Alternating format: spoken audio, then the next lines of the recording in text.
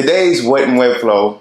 No, I'm just kidding. Today is Monday, and this show is called Made for Mondays. And what it is just a kind of a behind-the-scenes vlog of my office and what I do to prepare for Mondays and what I've done on Sunday, which is today, in order to get ready for my week. So this is why it's called Made for Mondays.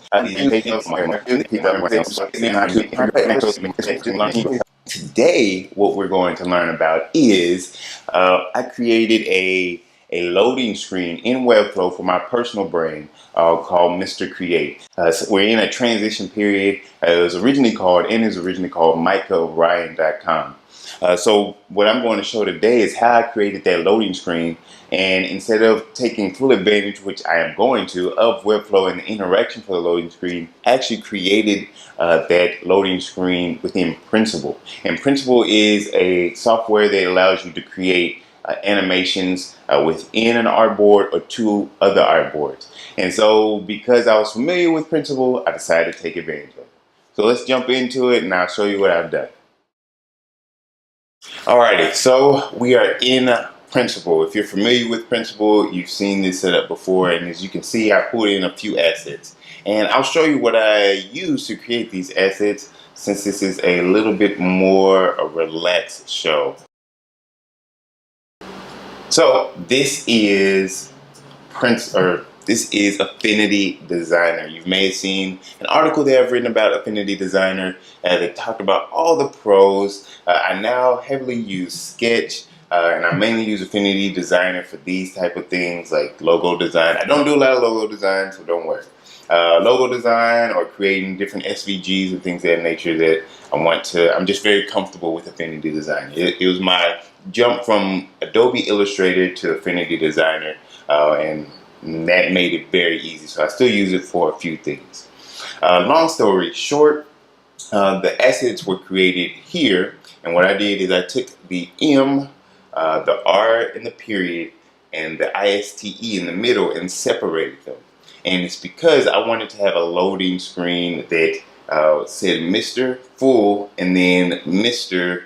and brought the two letters in the period together. So that was my thought behind it.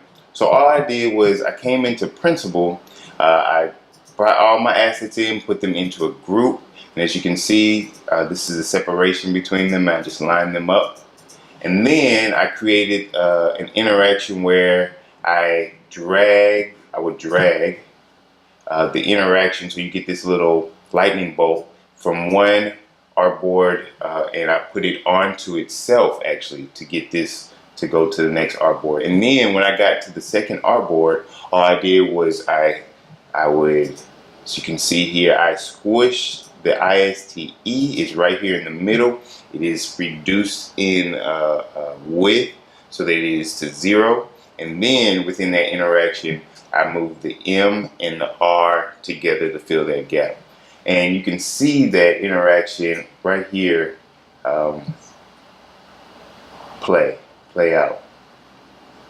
And also, I even described the spring that I put on it. So I wanted to have kind of a bounce effect when it came together, when it popped out.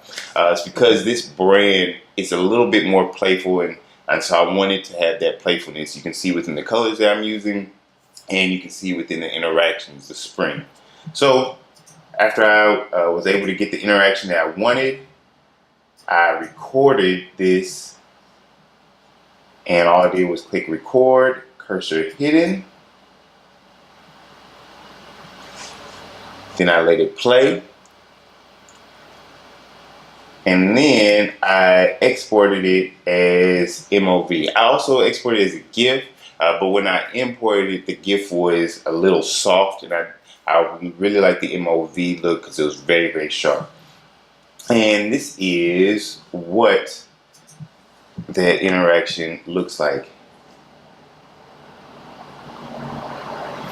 And on What in Webflow on Wednesday, 5 PM CST, I'll show you how I created that interaction by getting the MOV file in there, and then how I allowed the asset to load behind, and then it faded down afterwards.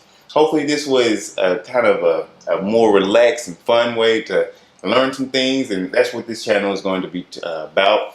Trying to share everything that I know for the up and coming. I'm not the brightest or the sharpest crayon in the box, but I'm happy to share. If you have any questions, feel free to leave them in the comment section below. And I just realized I gave a kind of a more relaxed outro. I'll polish this up, and so let's slide over to an actual outro. Let's go. Alrighty, so hopefully this was helpful. What you can use this kind of principal interaction for is, what it's mainly used for is to show interactions within applications and websites that you created. But as you can see, you can also use it for this, trying to show a small interaction within logos or different assets that you have. It's very easy to do in Principal. If you have any questions, feel free to ask. Leave them in the comment section below, or feel free to find me on the social media at Mr. Creative. Hopefully this was helpful. If you have any questions, again, don't hesitate to reach out. I'll be happy to answer. Have a great one.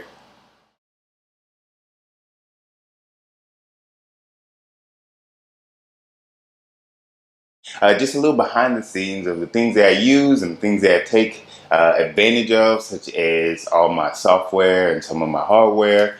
Just to give, and this is mainly for the people who are like myself. I remember when I was in Texas A&M, so that's some story behind me. I graduated from Texas A&M with a degree in animal science, and I used to be on YouTube looking at people in the industry trying to figure out what they were doing and how did they get there. So this is what Made for Mondays is. It's for people like that, people who are just like me, trying to learn and continue to grow. So hopefully this is helpful.